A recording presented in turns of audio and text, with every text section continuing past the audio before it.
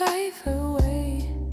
Hey there, good people. This is Vita with Life Her Way, and we are back with another video.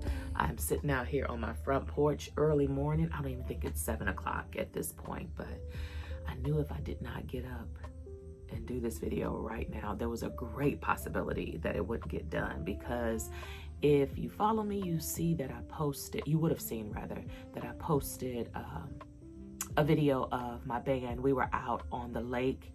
We did a gig for Flag Day, and it was phenomenal. When I say a great time was had by all, please believe me, a great time was had by all. So I'm sitting on my porch, and I said that I was gonna bring you guys a longer form video, and here it is. I said in that video that life was lifing, and a part of that is the reason why I am drinking out of my scripture cup, which says, be still and know, right? And that's exactly where I am at this point. I am trying to be still, but know, or and know, not a but and know. I'm trying to be still and know, because I know that I can only be in control of what I can control. And this is just something out of my control. So if you are a single woman and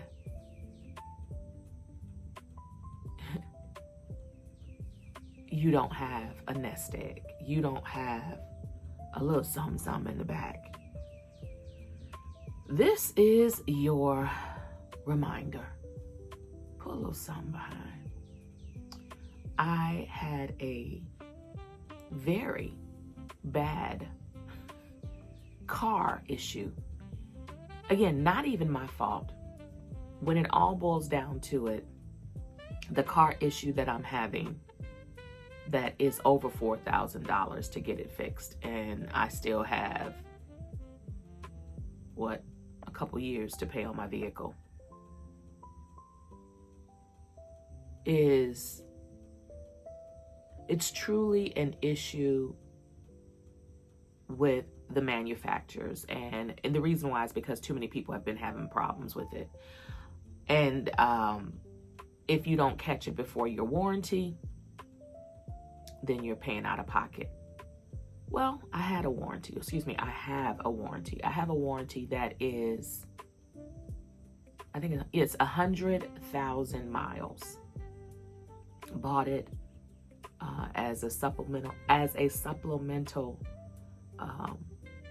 piece on the original contract for the vehicle. So when I went in to get the truck fixed, I have a Volkswagen, a Tiguan.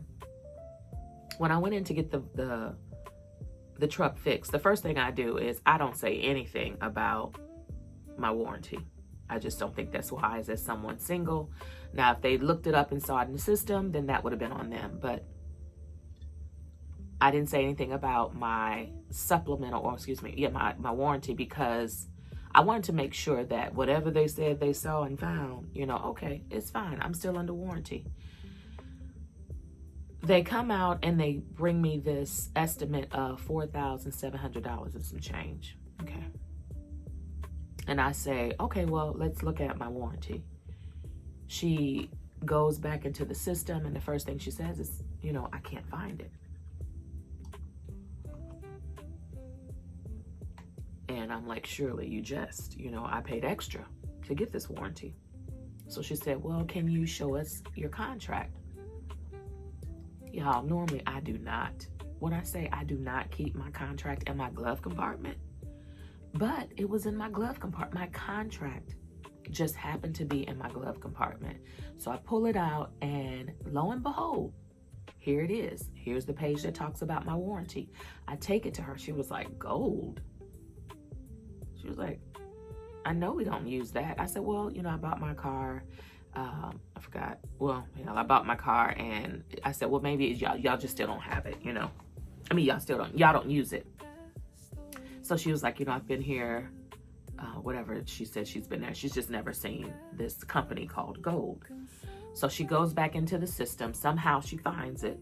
She comes back and she says, if you look at your contract here, it says that you are covered for $2,500. I said, okay. She said, I'm telling you right now, this is awful. I don't know why the finance manager who was here and the salesman who was here sold you this. She was like, they're no longer here now, but they never should have sold you this, because any extended warranty worth anything should at least start out at $5,000.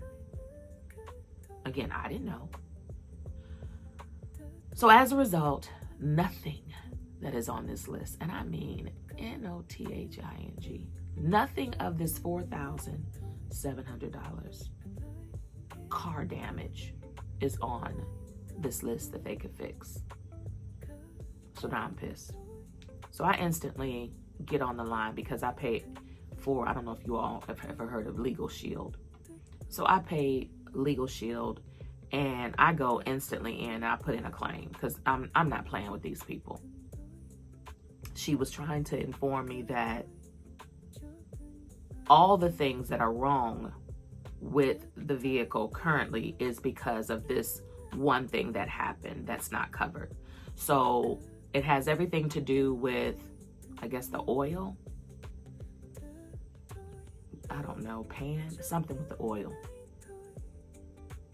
And I feel like I've had this issue before in another vehicle, which was my Equinox. And back then when I was having issue with my Equinox, I was basically told that because of the pandemic, if I had just come in 8 months prior, it would have qualified for the lemon law. But because of the pandemic, I sat home for over a year working from home, and I really didn't drive a lot. But when I started driving back and forth to work, I used to drive an hour and a half one way. And when I started driving back and forth, I started having all these issues. Well, it was 8 months shy of me being able to go in and it qualifying for that. So here I am now, seemingly, with the same issue. And I just told the woman when she was like $4,700, I looked at her, I said, ma'am, I don't have $4,000. So she said, okay, hold on. So then she goes and she has a calculator already with her, ready to recalculate. Okay, so let's just take all of these things off because you can come back for this. You can come back for this. You can all these things now. So now she's gone from $4,700 to $2,900. I just looked at her, I said, I don't have $2,900. And she said, well, ma'am, I don't really feel safe with you driving it. I said, well, I don't either, but I don't have the money. Well, fast forward. I share with my family what's going on. I don't have the money. I'm not even prideful. At one point I probably would have been embarrassed to say I don't have a nest egg of 3,000 just put away. But really, who does? I mean, if you do, awesome. But it's just me. And when things happen, I have to always pull from my savings. And I just didn't have it. I'm very grateful at this point that I'm going to get some support from my family. But I just don't know what I would do if I didn't have this support from my family, being single. And all it did was just give me this stark reminder is all you got is you. When it all boils down to it, I have a brother who was so good to me. When I tell you, since my mother has passed, because see, that was my emergency AMT. Sad but true, I hated it, but I felt like, because she would always say, every time you come home, you struggle. And I did and do. And I said, well, every time I live in the city, I feel like I'm paid my worth. And then I decide to move home. This is like the second or third time as an adult that I decided to move back home. And every time I've moved back home to small town USA, I don't get paid what I was getting paid up there. And my bills don't know that. I moved. My bills don't know that. They just want to get paid. So what I could handle when I lived in a bigger city, now I can't. So now I'm paying the minimum. I'm paying the minimum. I'm paying the minimum. I'm not paying off. And then in the minimum paying period, sometimes I got to get another credit card because all I'm doing is paying the minimum. So I end up racking up more debt living in small town USA because I'm not being paid what I'm worth. So my mother was my emergency I'm saying EMT, y'all. ATM. I'll get it. It's early.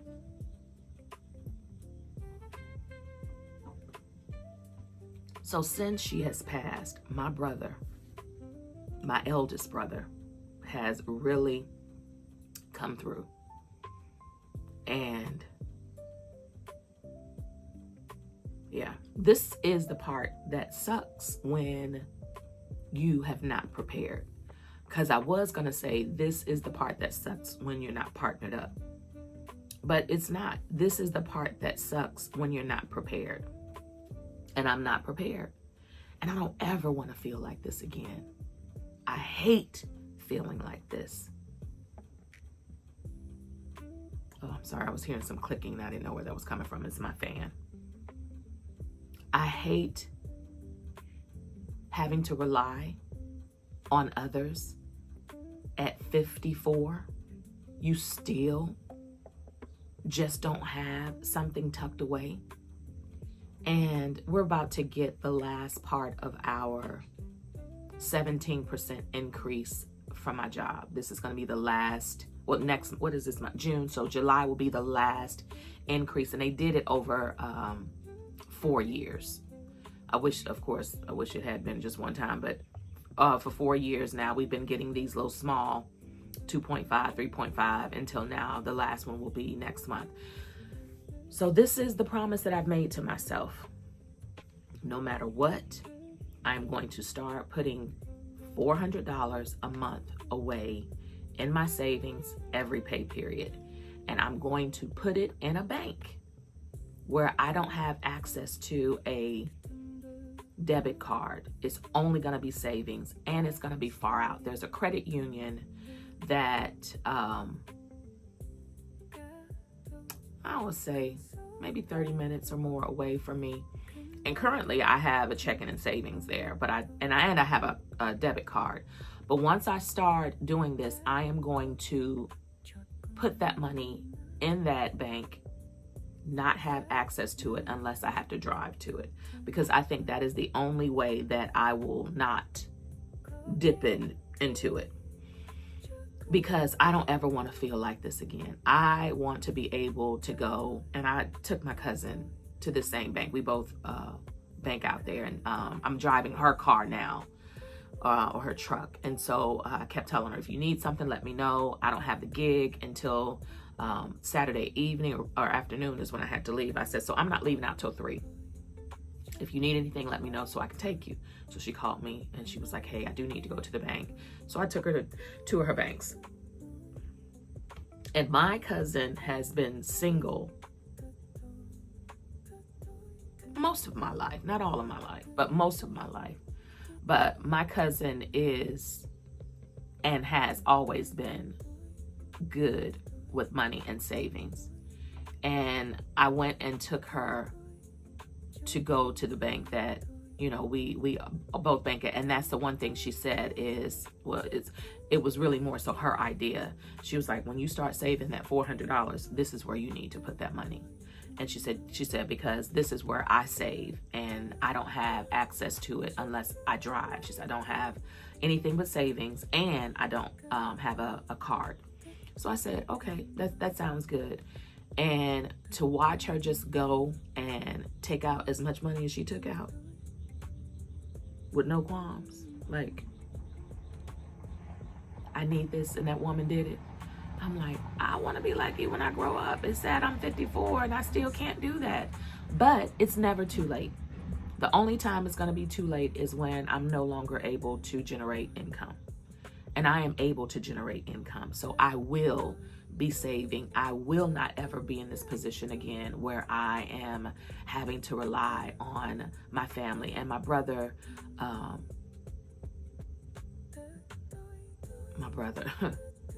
my brother is basically gonna fit the whole bill. He's just foot the whole bill. He's going to provide all of the monies for it. And I'm just grateful. Again, I don't know what I would do without him. I don't. But I can't continue to live like this. And what I love about my brother is he's just a giver. He doesn't expect the money back in return. I always say, well, when I get some money, I'll pay you back. He's not looking for it. He tells me, I'm not looking for it back. I'm giving it to you because I know you need it. And my brother's in his 70s. And he just keeps talking about he doesn't know how long he's going to be on this earth. And he wants to make sure that I'm taken care of. And I'm just like, oh. And I think also it just reminds me of, I remember when my mother was in the hospital before she passed, and she just kept telling me, I can't die. And I didn't know where that was coming from. I did not know where that was coming from. She would, every time I would visit her, she said, you know what, Vivi, I can't die.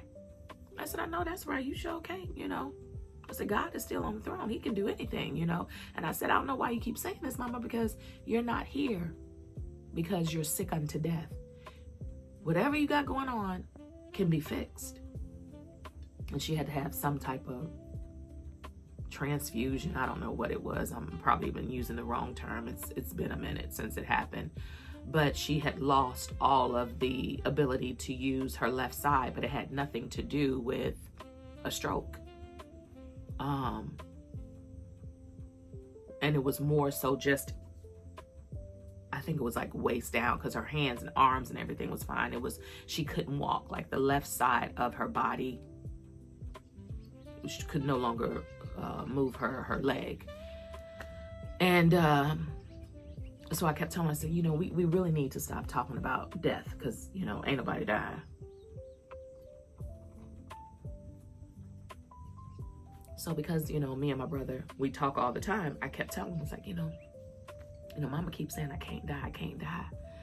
And I keep telling her, you're not in here because you have a sickness unto death. And I said, and, finally she said to me, I can't die because who gonna take care of you?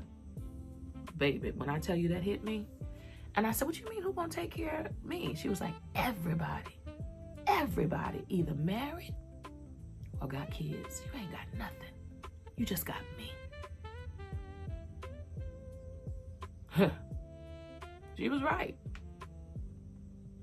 She was right. Everybody was either married and or had children. And my mother always worried who was going to take care of me. And I know I shared the story about, sorry. I didn't mean to make the, sorry guys. I'm accidentally kicking the tripod. When she started talking about how everybody had somebody but me, so who was going to take care of me, it hit me it hit me at my core. It broke my heart, because I'm like, do you feel you have to live in order to see that I'm okay, And she started talking about my ex, and that was the day when I left her at the hospital that I called him and I said, when I come back, you got to come with me. I said, because I don't know what's going on with my mom. She keeps talking about death. She keeps talking about how she can't die. And I just basically told him the story. And when I say my ex loved and still loves my mother, we just had a conversation about her. And he was just basically reminiscing about all of their time together. And when he got done, he just said, man, I miss that woman. I said, you and me both. But he was the only boyfriend that I ever had When I say my mama loved, she loved. There was one other one that she was really fond of, and I think it's because, y'all, he wasn't even my boyfriend at that time. Well, we never dated. But when I tell you, he looked out for me. He looked out for me in high school and when I went to college. And the boyfriend that I had reneged on a promise of taking me home after, convincing me to stay for his graduation. Then he turns around and says he can't drive me home. And I had to get out of the dorms. I couldn't stay. And he's graduating. So where am I going? So I called him and he came 6 hours away, picked me up and drove me home. And so my mother used to always talk about, what was that young man that came and got you from school that time? And she never really remembered his name, but she said, oh, I really liked him for doing that. And so he was the only, my ex was the only person that she loved. So I'm saying this all to say it was simply a wake-up call. Just, I would say in this past week or so, watching how unprepared this 54-year-old is and how embarrassing it is.